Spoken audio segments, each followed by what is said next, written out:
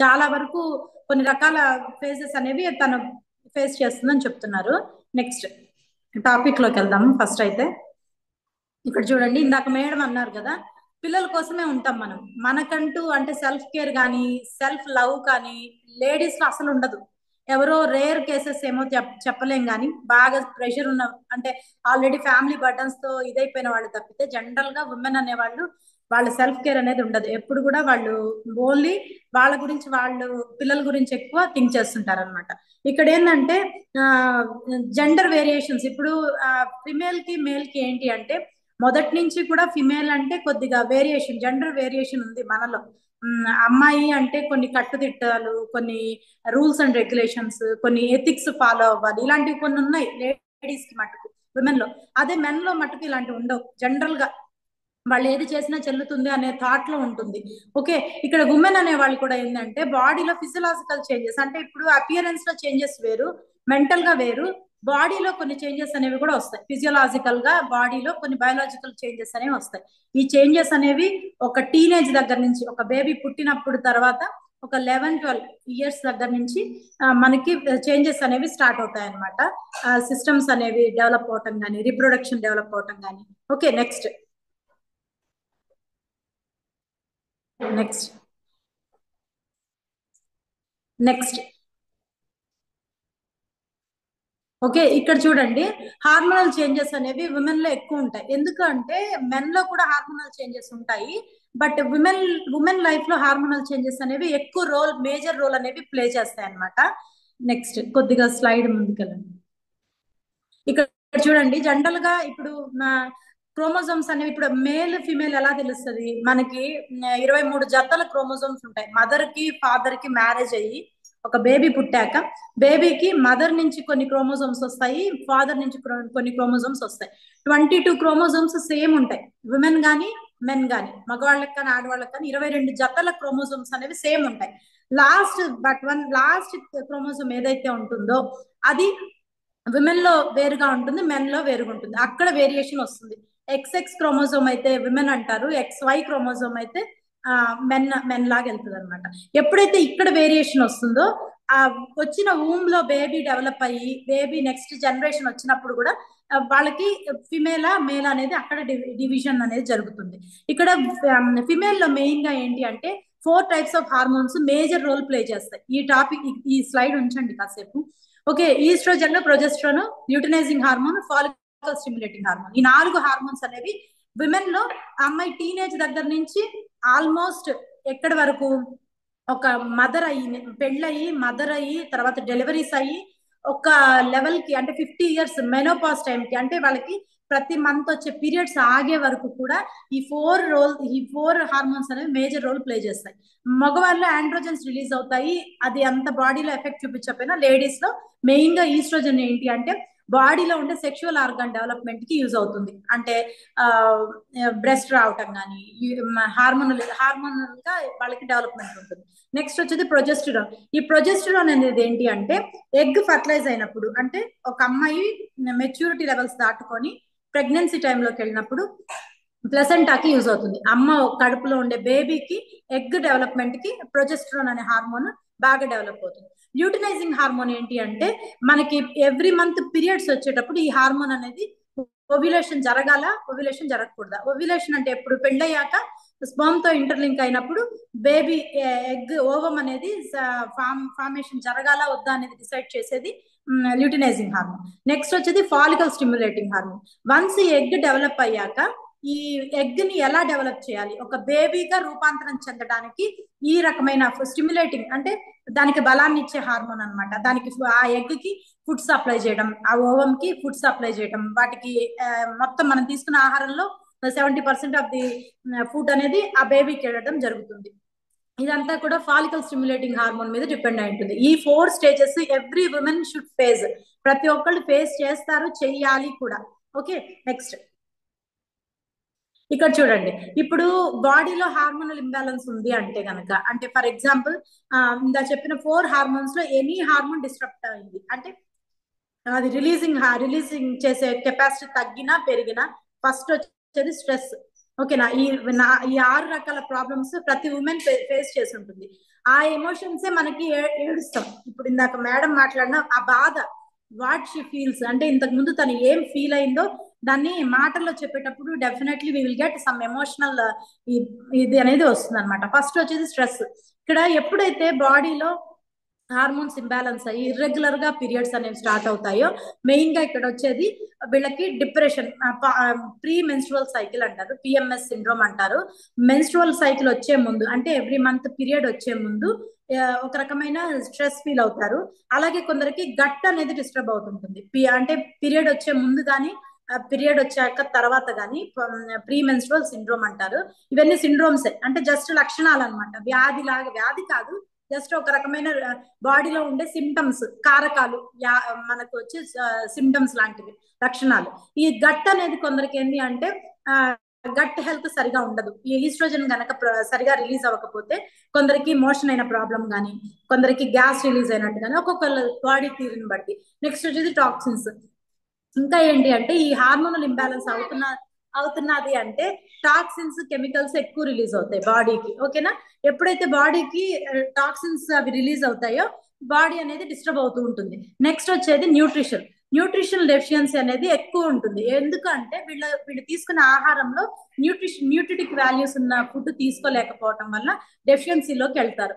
At the same time exercises ఈ టైంలో గనక ఇక్కడ ఏమంటున్నారంటే ఓకే, ఎక్సెసివ్ ఎక్సర్సైజ్ చేసినా కూడా ఇబ్బంది అనమాట.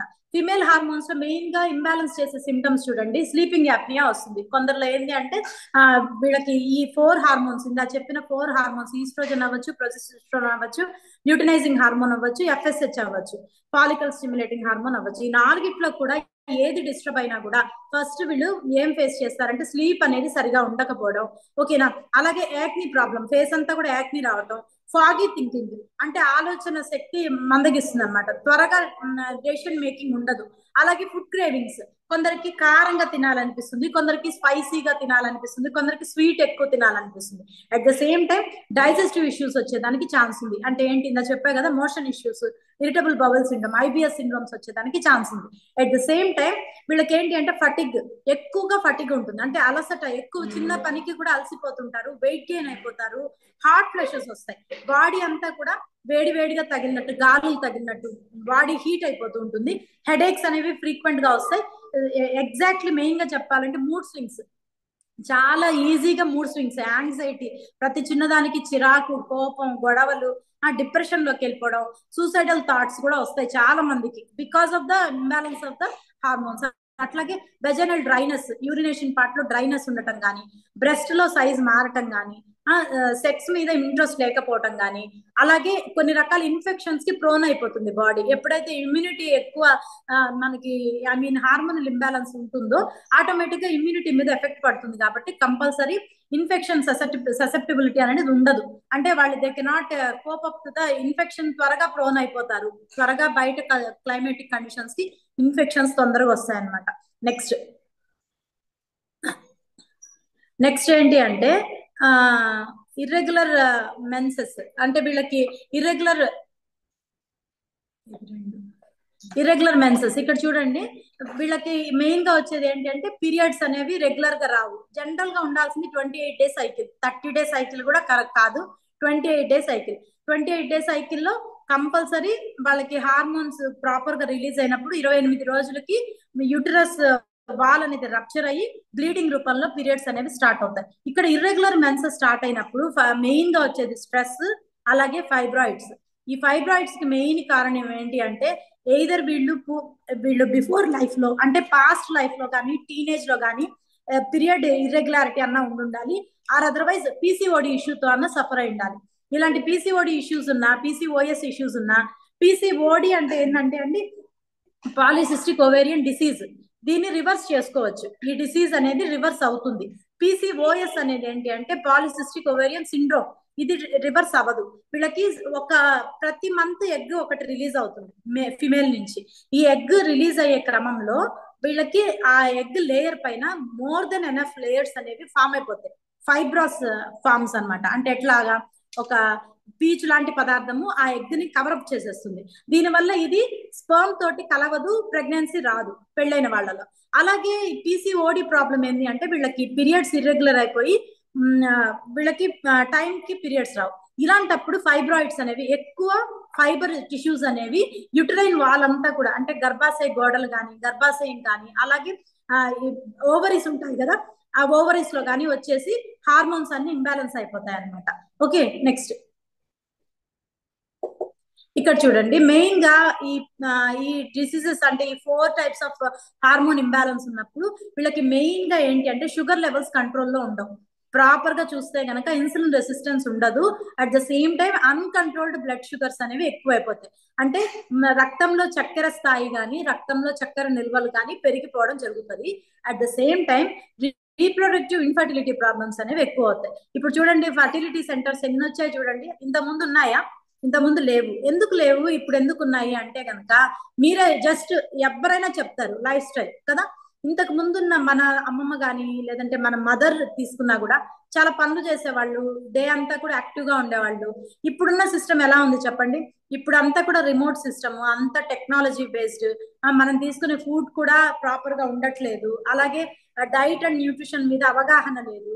ఉన్నా కూడా మనం అంత ఇంట్రెస్ట్ చూపించకుండా ఎట్లా పడితే అలా తినడం కల్చర్ అనేది మారిపోయింది. సో ఇక్కడ ఇలాంటి ఇన్ఫర్టిలిటీ సెంటర్స్ రావడానికి కూడా మెయిన్ రీజన్ ఇదే అనమాట.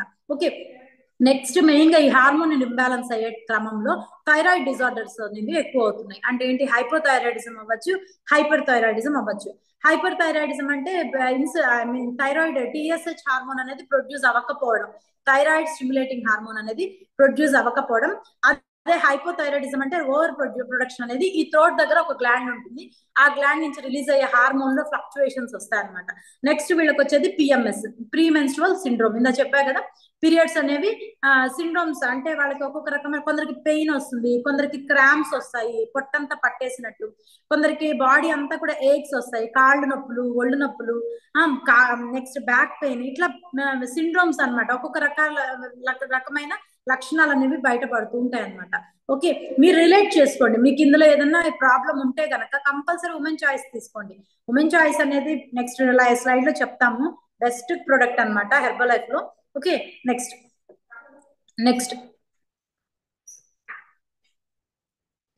ఇక్కడ చూడండి, ప్రీ మెన్స్ట్రువల్ సిండ్రోమ్ అనేది ఏంటి అంటే పీరియడ్ వచ్చే ముందు కొన్ని రకాల బాడీలో ప్రాబ్లమ్స్ అనేవి స్టార్ట్ అవుతాయి. స్ట్రెస్ అవ్వచ్చు, జెనెటిక్ ఫ్యాక్టర్స్ అవ్వచ్చు, ఒబెసిటీ అవ్వచ్చు, లైఫ్ స్టైల్ అవ్వచ్చు, డిప్రెషన్ లోకి వెళ్ళిపోవడం. చాలా మంది ఇది చూసుంటారు, మేల్ కానీ ఫిమేల్ అంటే పెళ్ళైన వాళ్ళలో ఆడవాళ్ళు ఏంటి అంటే డిప్రెషన్ స్టేట్ లో ఉంటారు. ఒబేసిటీ అనేది కామన్ థింగ్. అసలు జెనెటికల్ ఫ్యాక్టర్స్ కూడా ఉంటాయి. కొన్నిసార్లు మదర్ కి ఏదైనా ఆల్రెడీ ఇష్యూస్ ఉండి అది క్యారీ ఫార్వర్డ్ అయితే నెక్స్ట్ వచ్చే జనరేషన్ లో ఉండే బేబీకి కానీ కూతురికి కానీ వచ్చేదానికి ఛాన్స్ ఉంది. స్ట్రెస్ అనేది కూడా ఓవర్లోడ్ అవుతుంటుంది వీళ్ళకి. యాంగ్జైటీ తీసుకోవడం, ప్రతి చిన్నదానికి కంగారు పడిపోవడం, టెన్షన్ పడిపోవడం, ఇలాంటి ప్రాబ్లమ్స్ అనేవి ఎక్కువ ఫేస్ చేస్తుంటారు అనమాట. వీళ్ళకి proper diet, proper physical activity నేర్పించాలి. ఎప్పుడు కూడా డైలీ ఫిజికల్ యాక్టివిటీ చేసుకోవాలి.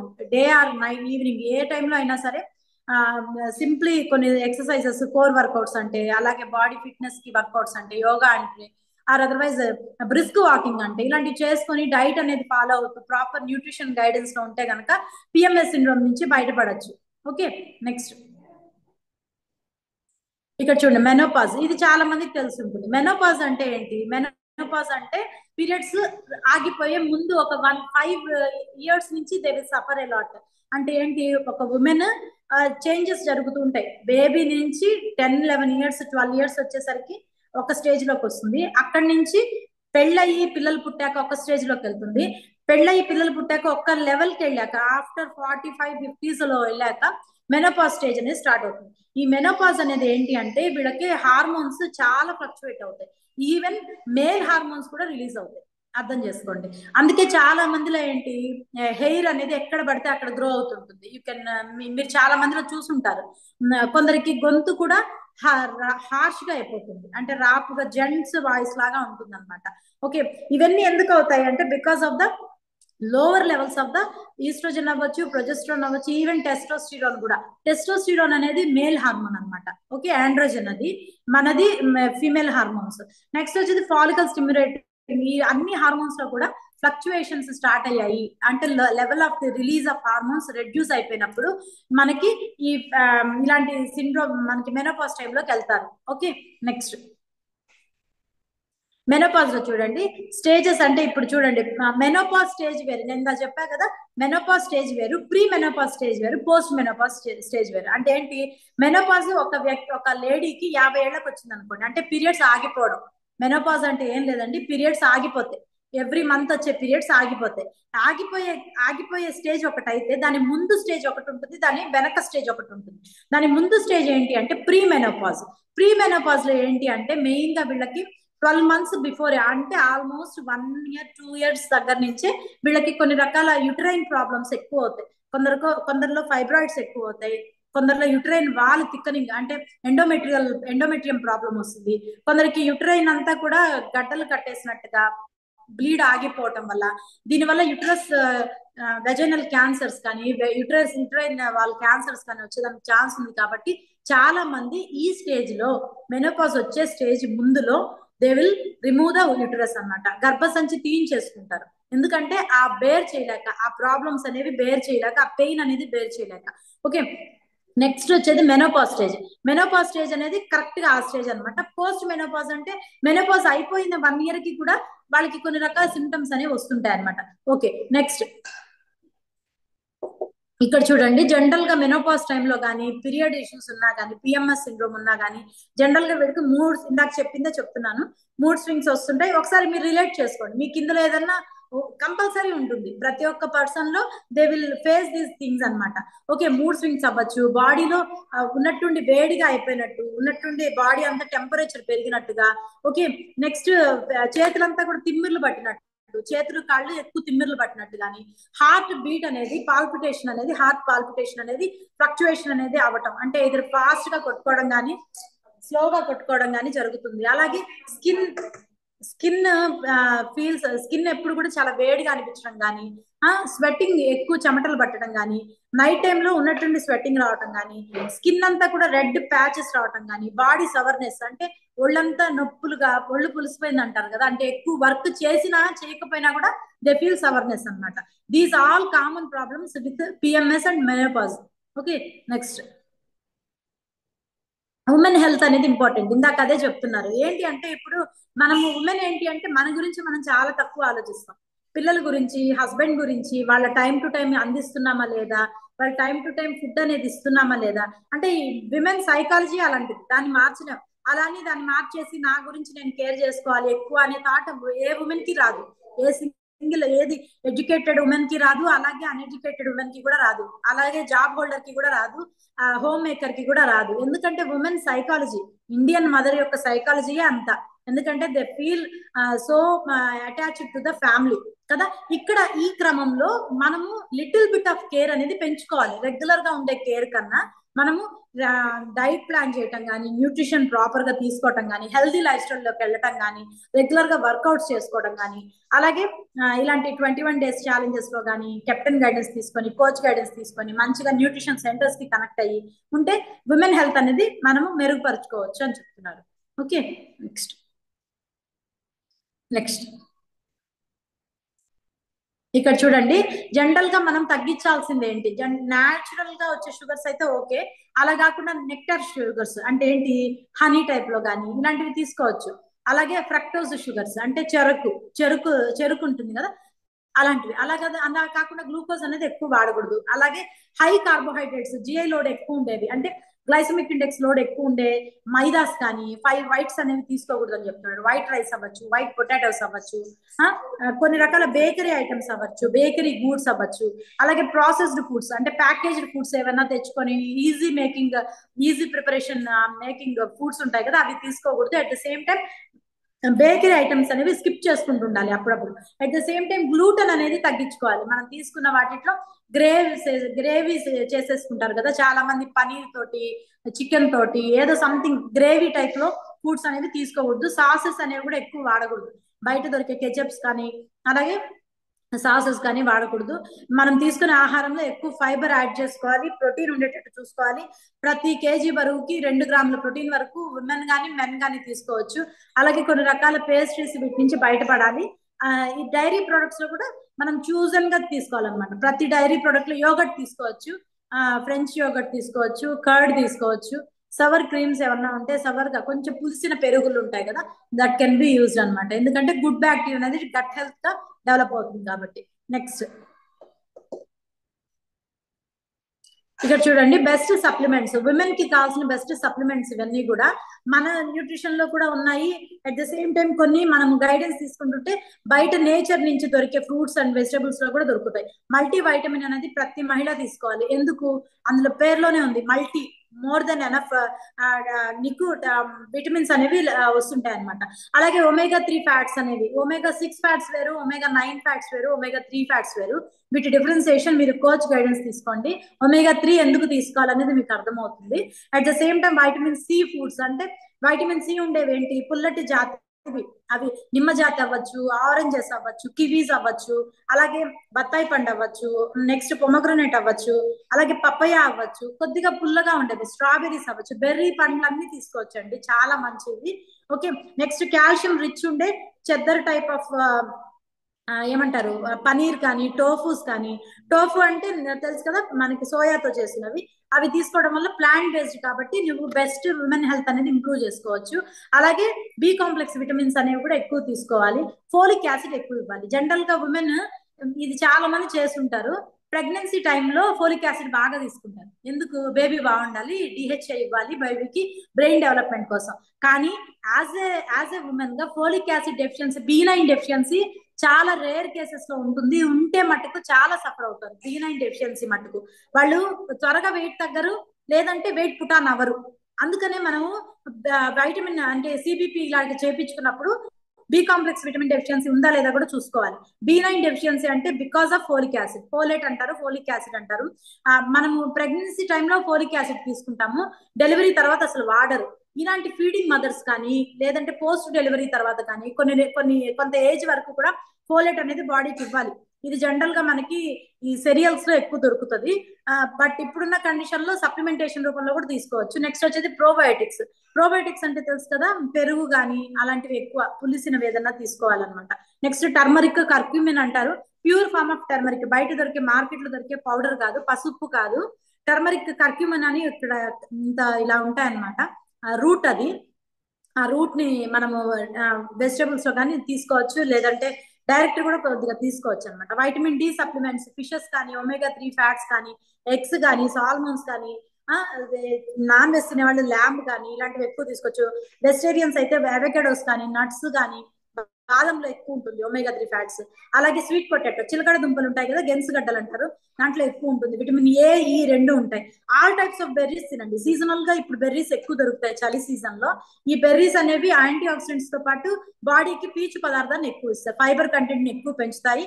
అలాగే ఎగ్స్ ఎక్కువ తీసుకోండి, వైటమిన్ ఏ వస్తుంది, ఐరన్ వస్తుంది, ప్రోటీన్ కూడా. ఎగ్ ప్రోటీన్ అనేది మంచి, ఐ మీన్ అనిమల్ ప్రోటీన్ అయినా కూడా బేస్ ప్రోటీన్ కాబట్టి మంచిది.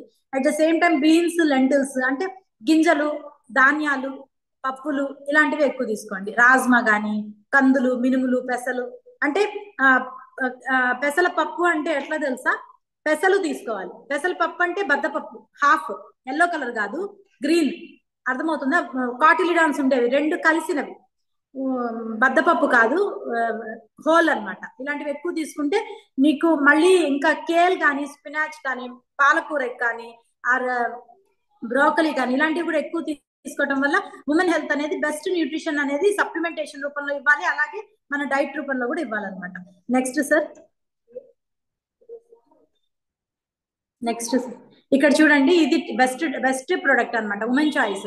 ఇందాక మేడం అంటున్నారు, నేను వచ్చిన కొత్తల్లోనే ఉమెన్ చాయిస్ లాంచ్ అయింది. ఇంకో మేడం ఏం చెప్పారు, ఉమెన్ చాయిస్ వస్తేనే నేను చాలా హ్యాపీగా ఉన్నాను. మా క్లబ్ లో కూడా చాలా మంది ఉన్నారు ఉమెన్ చాయిస్ తీసుకొని బెస్ట్ రిజల్ట్ ఇస్తున్న వాళ్ళు.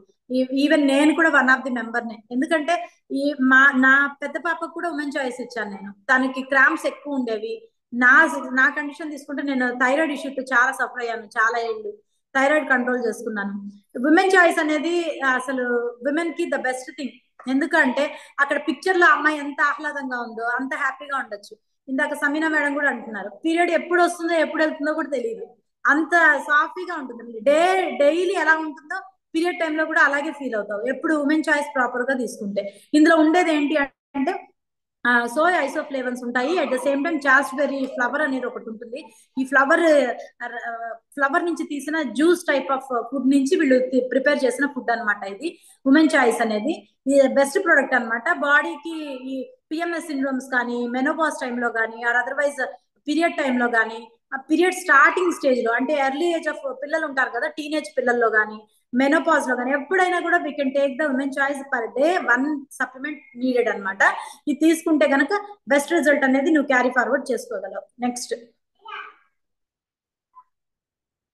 ఉమెన్ చాయిస్ చెప్తున్నా కదా, ఇక్కడ చాలా ఇంగ్రీడియంట్ మెయిన్ గా చెప్తున్నా సోయా ఐసోఫ్లేవన్స్ ఉంటాయి. చాస్బెర్రీ అనేది ఒక ఫ్లవర్ అండి, పర్పుల్ కలర్ ఫ్లవర్ ఉంటుంది. అది ఏంటి అంటే మీరు గూగుల్లో సెర్చ్ చేస్తే కనుక చాస్బెర్రీ అని కొడితే మీరు గెట్ ద ఇన్ఫర్మేషన్. అంటే నేను చెప్పేది కాదు ఇది. ఆ చిన్నప్పటి నుంచి ఒక ఏజ్ వచ్చాక పిల్లల్లో ఇచ్చేవాళ్ళట ఒక ఏన్షియన్ టైంలో. అలా ఇవ్వటం వల్ల వాళ్ళకి ఋతుక్రమ సమస్యలు ఏవి లేకుండా ఈజీ డెలివరీస్ అవ్వడానికి, ఈజీగా పీరియడ్స్ అనేవి ఇష్యూస్ లేకుండా ఈజీ ఫ్లో అవ్వడానికి, ఇలాంటి యుట్రైన్ ప్రాబ్లమ్స్, గర్భసంచిలో ఫైబ్రాయిడ్స్ రావడం, గర్భసంచి స్వెల్లింగ్ రావటం, లేదంటే గర్భసంచిలో గడ్డలు రావటం, ఇట్లాంటి గర్భసంచి రిమూవ్ చేసుకునే దాకా వెళ్లాల్సిన పని లేదు. యుట్రస్ ప్రాబ్లమ్స్ అన్ని కూడా రెక్టిఫై అయ్యేది బికాస్ ఆఫ్ ఉమెన్ చాయిస్ అనమాట. అందుకని మెనోపాజ్ టైంలో కానీ ఎప్పుడు కూడా క్వాలిటీ లైఫ్ కావాలి ఒక ఉమెన్ కి అంటే, ఇప్పుడు చాలా మంది మెన్ ఇక్కడ మగవాళ్ళు కూడా ఉన్నారు. మీ మదర్ కి ఇవ్వచ్చు, మీ చెల్లికి ఇవ్వచ్చు, మీ వైఫ్ కి ఇవ్వచ్చు, మీ సిస్టర్స్ కి ఇవ్వచ్చు, బెస్ట్ ఫ్రెండ్ ఉంటే వాళ్ళకి గిఫ్ట్ గా ఇవ్వచ్చు. ఓకే, ఎందుకంటే వాళ్ళ లైఫ్ హ్యాపీగా ఉండాలి కాబట్టి. ఓకే, నెక్స్ట్ ఇక్కడ చూడండి, మనం దీంతో పాటు ఉమెన్ చాయిస్ తో పాటు లో జిఐ వాల్యూ ఉన్న ఇవి ఫార్ములా 1 కానీ, పర్సనలైజ్డ్ ప్రోటీన్ కానీ, ఇవన్నీ కూడా పర్సనలైజ్డ్ అంటే ఏంటి, వాళ్ళకి కస్టమైజ్ చేసిన ఫుడ్స్ అనమాట. ఎంత ప్రోటీన్ వాడాలి, ఎంత ఇప్పుడు వెయిట్ గెయిన్ వాళ్ళకి ఒకలా ఉంటుంది, వెయిట్ లాస్ వాళ్ళకి ఒకలా ఉంటుంది. అలాగే డిఫరెంట్ ఫ్లేవర్స్ ఉంటాయి ఫార్ములా 1 లో. ఇవన్నీ తీసుకోవటం వల్ల మనకేంటి అంటే మంచిగా లో క్యాలరీ 240 క్యాలరీస్ లో ఎనర్జీ అనేది వస్తుంది. 240 క్యాలరీస్ లో బ్రేక్ఫాస్ట్ అయిపోతుంది కాబట్టి మంచిగా ఎనర్జెటిక్ గా ఉంటావు. జిఐ లోడ్ తక్కువ ఉంటుంది కాబట్టి షుగర్ లెవెల్స్ కూడా పెరగవు. అలాగే పిఎంఎస్ సిండ్రోమ్స్ కూడా రావు ఎక్కువ రెగ్యులర్ గా షేక్స్ కనుక తీసుకున్న వాళ్ళకి. ఓకే, నెక్స్ట్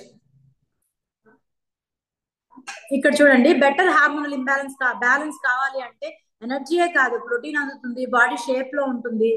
ఇన్సులిన్ ప్రొడక్ట్ ఇందా చెప్పాను కదా, మెయిన్ గా ఈ హార్మోనల్ ఇంబ్యాలెన్స్ ఉంటే గనక ఇన్సులిన్ ప్రొడక్షన్ అనేది సరిగా ఉండదు. ఓకే, ఈ ఇన్సులిన్ ప్రొడక్షన్ వల్ల షుగర్ వచ్చేదానికి ఛాన్స్ ఉంది. Sugar low levels of sugars అయ్యేదానికి, హై షుగర్స్ గ్లైసిమిక్ రేట్ ఎక్కువ అయిపోయేదానికి, హైపర్ గ్లైసిమియా కానీ హైపోగ్లైసిమియా వచ్చేదానికి ఛాన్స్ ఉంది. కాబట్టి ఇన్సులిన్ ని హార్మోన్స్ బ్యాలెన్స్ చేయాలి అంటే ప్రాపర్ గా డైట్ తో పాటు న్యూట్రిషన్ తో పాటు షేక్స్ కూడా మీ బాడీకి ఇచ్చుకోవాలి. ఓకే, నెక్స్ట్ వచ్చేది ప్రతి ప్రోడక్ట్ ఇది. ఇక్కడ ప్రోబయోటిక్స్ అనేవి గుడ్ బ్యాక్టీరియా అనమాట. బ్యాసిలస్ కోయాగులెంట్ అనే గుడ్ బ్యాక్టీరియాని ఇస్తామన్నమాట. ఈ బ్యాక్టీరియా పని ఏంటి అంటే ప్రోబయోటిక్స్ మంచిగా బ్యాక్టీరియాని డెవలప్ చేస్తాయి. మనకి చాలా రకాల బ్యాక్టీరియా ఉంటుంది. మైక్రో బయోమ్ అంటారు, మన బాడీలో అంతా కూడా మైక్రో బయోమ్ అంటారు. కాలనీస్ ఆఫ్ మైక్రోబయోమ్స్ ఉంటాయి. అంటే మైక్రో ఆర్గానిజమ్స్, కంటికి కనిపించని మైక్రో ఆర్గానిజమ్స్ బాడీ అంతా ఉంటాయి, ఈచ్ అండ్ ఎవ్రీ పార్ట్ లో ఉంటాయి. ఓకే, ఇవి ఎంత శుభ్రం చేసుకున్నా కూడా అవి వెళ్ళవు. ఈ మైక్రోబయోమ్ అనేది క్వాలిటీగా ఉందనుకోండి, in the sense positive microbiome develop అయింది అంటే అతను గట్ కానీ ఆమె హెల్త్ కానీ చాలా ప్రాపర్ గా ఉంటుంది, రెగ్యులారిటీ పర్ఫెక్ట్ గా ఉంటుంది. ఇక్కడ గేడెన్ 30 అని గుడ్ బ్యాక్టీరియా అనేది డెవలప్ అవుతుంది ఎప్పుడైతే ఈ సింప్లీ ప్రోబయోటిక్ అనేది తీసుకుంటావో. బాడీలో ఇన్ఫ్లమేషన్స్ రావు. ఇన్ఫ్లమేషన్స్ అంటే ఏంటి అంటే బాడీలో కొన్ని రకాల టాక్సిన్స్ ఎక్కువ అబ్జర్వ్ అయిపోయినప్పుడు, ఎక్కువ పొల్యూషన్ లో తిరిగిన, కొన్ని కెమికల్ ల్యాబ్స్ లో చేసే వాళ్ళకి కానీ, కొన్ని రకాల ఇండస్ట్రీస్ లో చేసే వాళ్ళకి కానీ ఇన్ఫ్లమేషన్స్ అనేవి ఎక్కువ వస్తాయి. ఇన్ఫ్లమేషన్ నుంచి తట్టుకోవాలన్నా కూడా గట్ అనేది శుభ్రంగా ఉండాలి. కాబట్టి సింప్లీ ప్రోబయోటిక్ అనేది బెస్ట్. అలాగే హార్మోన్స్ ఇంబ్యాలెన్స్ కూడా అవ్వకుండా ఉంటుంది అనమాట. Okay, next sir night works గురించి అయితే ఇంకా చెప్పాను కదా, 1 డే సరిపోదు. ఇప్పుడు కూడా నేను నైట్ వర్క్స్ తాగాను, జస్ట్ నైట్ వర్క్స్ తాగే కూర్చున్నాను. ఎందుకంటే నైట్ వర్క్స్ అంటేనే పవర్. ఇందులో ఉండే ఎల్ఆర్జినైన్ కానీ, ఎల్ఆర్జినైన్ సిట్రులైన్ కానీ, అలాగే నైట్రిక్ ఆక్సైడ్ కానీ బాడీకి కనిపిస్తే వైటమిన్ సి, ఈ, ఫోలిక్ యాసిడ్ తో పాటు ఇందా చెప్పాను నేను, ఫోలిక్ యాసిడ్ ఉమెన్ నెగ్లెక్ట్ చేసే one of the B9 product. ఇది కానీ మనం నైట్ వర్క్స్ ద్వారా ఇచ్చాము అంటే ఎల్టారైన్ ఉంటుంది, బెస్ట్ యాంటీ ఆక్సిడెంట్స్ డెవలప్ అవుతాయి, అలాగే మన బాడీని బూస్ట్ చేస్తుంది. టోటల్ సిస్టమ్ ఏంటి, మన బాడీలో ఉండే సిస్టమే రక్త ప్రసరణ వ్యవస్థ కదా, సర్క్యులేటరీ సిస్టమ్. ఈ సర్క్యులేటరీ సిస్టమ్ బాగుంటేనే ఆర్గాన్స్ పనిచేస్తాయి, అదొక్కటి గుర్తుపెట్టుకోండి. సర్క్యులేటరీ సిస్టమ్ లో ఎక్కడన్నా క్లాగ్స్ కానీ ఎక్కడన్నా బ్లాకేజెస్ కానీ వచ్చాయి అంటే నీ బాడీలో చేంజెస్ వచ్చేస్తాయి. అది హార్ట్ ప్రాబ్లం, ఎలిమెంట్ డిసీజెస్ అవ్వచ్చు, స్టమక్ గట్ హెల్త్ డిసీజెస్ అవ్వచ్చు, డైజెస్టివ్ ట్రాక్ అవ్వచ్చు, అలాగే టోటల్ సర్క్యులేటరీ సిస్టమ్ అవ్వచ్చు, నర్వస్ సిస్టమ్ అవ్వచ్చు. చాలా మందికి షివరింగ్ ప్రాబ్లం ఉంటుంది, ట్రెమర్స్ వస్తాయి, టెన్షన్ కి చేతులు ఇలా, కొందరికి పార్కిన్సన్స్ అంటారు ఒక ఏజ్ వచ్చాక, ఇలాంటి ఇష్యూస్ ఉన్నాయి. అల్జీమర్స్ ప్రాబ్లం ఉన్న, అల్జీమర్స్ ప్రాబ్లం ఎట్లా వస్తుందంటే స్టార్టింగ్ స్టేజ్ ఏంది అంటే పెట్టిన చోట వస్తువు మర్చిపోవటం, పెట్టిన వస్తువుని మర్చిపోవటం చాలా మందిలో జరుగుతుంది. ఎక్కువ కీస్, కార్ కీస్, ఇంటి కీస్. మళ్ళీ లేడీస్ లో ఏంటి చెప్పనా, ఆటో ఎక్కినా కార్ ఎక్కినా గ్యాస్ ఆపానా లేదా, లైట్లు ఆపానా లేదా, లేదంటే ఫ్యాన్ కట్టేసానా లేదా, బాత్రూమ్ లో ట్యాప్ తిప్పేసి వచ్చానేమో, ఇలాంటి థాట్స్ ఎక్కువ వస్తాయి, గమనించండి. అది హార్మోనల్ ఇంబ్యాలెన్స్ ఉన్నా వస్తాయి, అల్జీమర్స్ వస్తాయి ఫ్యూచర్ లో అన్నా కూడా వస్తాయి. అంటే ఈ థాట్ ప్రాసెస్ అనేది కొంచెం డిఫరెంట్ గా ఉంటుంది. ఇలాంటి సిచ్యువేషన్ లో కూడా నైట్ వర్క్స్ అనేది మంచిగా ప్రమోట్ చేస్తుంది, ఎందుకంటే బాడీని ఇమ్యునైజ్ చేస్తుంది, మంచిగా వైటమిన్స్ ఇస్తుంది కాబట్టి. ఓకే, నెక్స్ట్ వచ్చేది multivitamin and mineral herbal tablets ఇవి. ఇక్కడ ఇది ఏంటి అంటే ఇన్సులిన్ పవర్ ని ప్రొటెక్ట్ చేస్తుంది. ఇక్కడ పాత స్లైడ్ ఇది, 17 విటమిన్స్ కాదు, 22 types of vitamins and minerals ఉన్న ఫైటోన్యూట్రియంట్స్, అంటే మొక్కల ఆధారిత ఫుడ్. హెర్బ్స్ అంటే తెలుసు కదా, హెర్బల్ అంటే హెర్బ్స్ అంటే అదేమంటారు, తులసి, నీమ్, ఇవన్నీ హెర్బ్స్ అనమాట. ఓకే, వీటన్నిటిని కలిపిన ఫుడ్ అనమాట. ఇందులో వైటమిన్ సి తో పాటు బీటా కెరటిన్, విటమిన్ ఏ అనేది కూడా ఎక్కువ ఉంటుంది, ఈ కూడా ఉంటుంది, ఎర్గో క్యాల్సిఫెరాల్ కూడా ఉంటుంది. మెయిన్ గా మెన్స్ట్రువల్ క్రాంప్స్ రాకుండా మెన్స్ట్రువల్ సైకిల్ ని ప్రాపర్ గా ఉంచుతుంది, అలాగే ఇన్ఫ్లమేషన్, వెయిట్ మేనేజ్మెంట్ లో కూడా మంచిగా సపోర్ట్ చేస్తుంది అనమాట. నెక్స్ట్ వచ్చేది హెర్బల్ లైఫ్ లైన్. ఒమేగా 3 అంటుంటాను జనరల్ గా, హెర్బల్ లైఫ్ లైన్ అంటే లైఫ్ లైన్ అంటారు చాలా మంది, నిజంగానే లైఫ్ లైన్ ఇది. ఎందుకంటే ఒమేగా 3 లో మనకి మెయిన్ గా 2 రకాల amino acids important, EPA eicosapentaenoic acid, eicosa docosahexaenoic acid, DHA. చాలా మంది డిహెచ్ఏ అనేది వినుంటారు, పిల్లలకి ఎదుగుదలకి డిహెచ్ఏ కావాలి, అడ్వర్టైజ్మెంట్ చూసుంటారు, కిడ్స్ పౌడర్స్ వస్తాయి కదా, మిల్క్ పౌడర్స్, దాంట్లో డిహెచ్ఏ డెవలప్మెంట్ అంటారు, బ్రెయిన్ డెవలప్మెంట్ కి. అలాగే ఈపీ అనేది ఏంటి అంటే కార్డియోవాస్కులర్ ఫంక్షన్, అంటే గుండెకి సంబంధిత వ్యాధులు రాకుండా గుండెకి వెళ్ళే రక్తాన్ని ప్యూరిటీగా పంపించడానికి ఈ 2 రకాల విటమిన్స్ అవసరం అనమాట. ఇవేంటి అంటే టెస్టోస్టిరాన్ హార్మోన్స్. ఇప్పుడు ఫిమేల్ లో నేను చెప్పా కదా, కొందరికి హెయిర్ ప్రాబ్లం వస్తుంది, చాలా చోట్ల అన్వాంటెడ్ హెయిర్ అనేది కనబడుతుంటుంది. దీని నుంచి బయటపడాలన్నా కూడా లైఫ్ లైన్ వాడుకోవచ్చు, హెర్బల్ లైఫ్ లైన్ వాడుకోవచ్చు, ఇన్ఫ్లమేషన్స్ తగ్గుతాయి, అలాగే menstrual cramps, menstrual cycle irregularity నుంచి కూడా బయటపడచ్చు అనమాట. చూడండి, నెక్స్ట్ వచ్చేసి సెల్ యాక్టివేటర్ లో ఆల్ఫా లిపోయిక్ యాసిడ్ ఉంటుంది. నేను చాలాసార్లు చెప్తుంటాను, నాకు ఇష్టమైన ప్రొడక్ట్ కూడా ఇది. 2 times తీసుకుంటాము, అది ఆర్డిఏ ప్రకారం. నీకు డెఫిషియన్సీ ఉంది అంటే 3 times కూడా వేసుకోవచ్చు. మన ప్రొడక్ట్స్ అన్ని కూడా అండి మెగా డోసేజ్ లా, మీరు గనక గమనిస్తే ఎక్కువ తీసుకున్నా కూడా ఏం కాదు, మహా అంటే మోషన్ అవుతుంది అంతే, అంటే బాడీలో ఉన్న వేస్ట్ అనేది వెళ్ళిపోతుంది తప్పితే దానివల్ల మీకు హాస్పిటలైజ్ అయిపోయి సెలైన్ పెట్టించుకునే పనే లేదు. అలాని చాలా మంది లివర్లు పోతాయి, కిడ్నీలు పోతాయి అంటారు, ఏం పోవు. ఇదేంటి అంటే బెస్ట్ ఫుడ్, 5G ఫోన్స్ వాడుతున్నాం, 5G టెక్నాలజీ ఫుడ్ తింటున్నాం అంతే. ఇవన్నీ కూడా మొక్కల ఆధారితమే, అన్ని కూడా ఫైటోన్యూట్రియంట్స్. ఆల్ఫా లిపోయిక్ యాసిడ్ అనేది ఒక కెమికల్ కదా అనే థాట్ చాలా మందికి ఉంటుంది.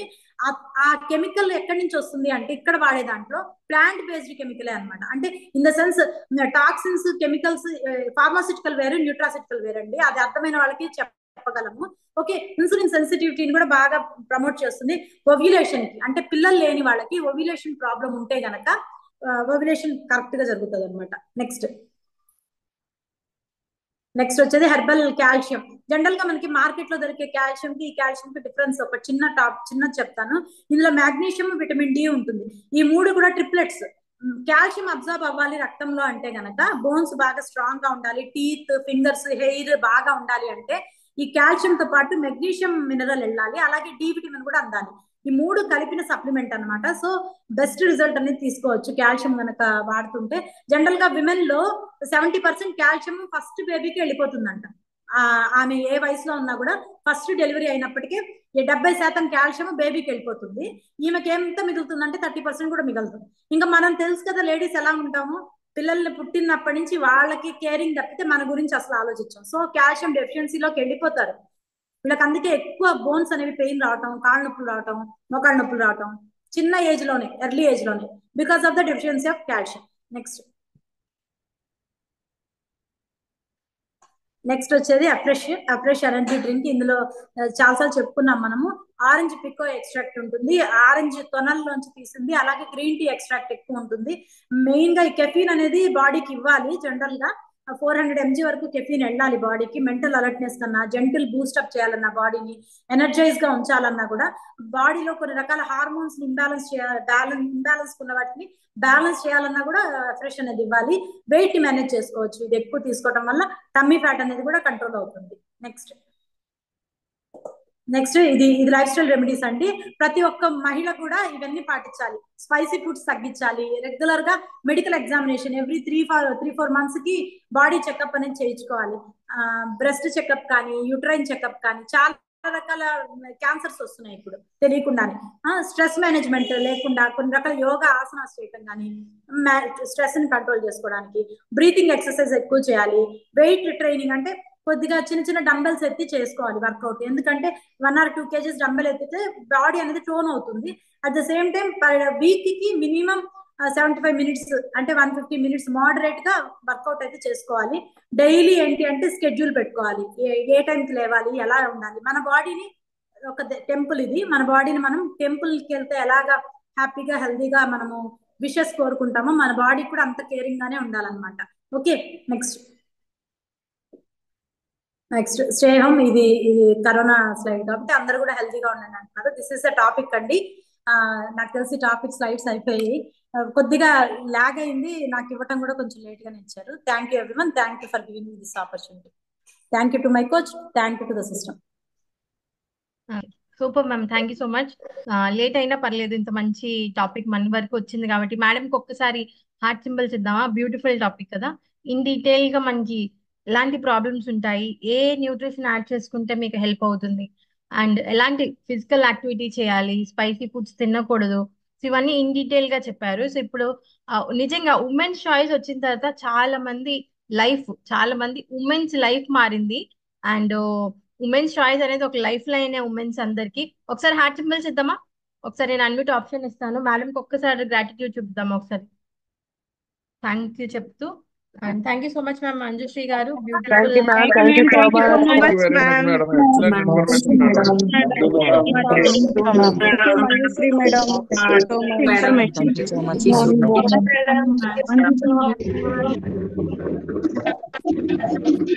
Thank you so much. Okay, so thank you everyone. So beautiful topic. So ఈ కాల్ ఇప్పటి వరకు నేను ఉమెన్స్ చాయిస్ యాడ్ చేసుకునే తర్వాత నా లైఫ్ ఏ మారిపోయింది మేడం అన్న వాళ్ళు ఒకసారి హ్యాండ్ రైజ్ చేస్తారా? సో నేను ఉమెన్స్ చాయిస్ యాడ్ ఆన్ చేసుకునే తర్వాత నా లైఫ్ లో చాలా ఏదైతే నేను చాలా డేస్ గా సఫర్ అయ్యానో, అండ్ మా ఫ్యామిలీకి ఏదైతే ఇవ్వాలనుకున్నాను ఇవ్వలేకపోయానో, అండ్ ఈ కమ్యూనిటీకి వచ్చిన తర్వాత ఉమెన్స్ చాయిస్ యాడ్ చేసుకునే తర్వాత చాలా మంచి రిజల్ట్ తీసుకున్నాను మేడం. అండ్ చాలా మందికి హెల్ప్ కూడా చేయగలిగాను అన్న వాళ్ళు ఒక్కసారి హ్యాండ్ రైజ్ చేస్తారా? సూపర్. సో వీళ్ళందరికీ ఒకసారి హార్ట్ సింబల్స్ ఇద్దామా? సో నిజంగా ఒక healthy women is a healthy family. So మీరు హెల్దీగా ఉంటూ మీ ఫ్యామిలీని హెల్దీగా ఉంచుకోవాలి. అండ్ ఎవరైతే ఇంకా ఉమెన్స్ చాయిస్ యాడ్ చేసుకోలేదో ఒక్కసారి మీ కోచ్ తో మాట్లాడి, అండ్ ప్రాబ్లం ఉంటేనే యాడ్ చేసుకోవాలి మేడం, నాకు ప్రాబ్లం లేదు అని అనుకోవద్దు. ప్రాబ్లం ఎప్పుడు ఎలా వస్తుందో తెలియదు. సో అందుకే బిఫోర్ గా ప్రికాషన్ తీసుకున్నట్టయితే మీకు ఇంకా ఇన్ ఫ్యూచర్ మోనోపోజ్ తర్వాత చాలా రకాల స్టేజెస్ ఉంటాయి మనకి లైఫ్ లో.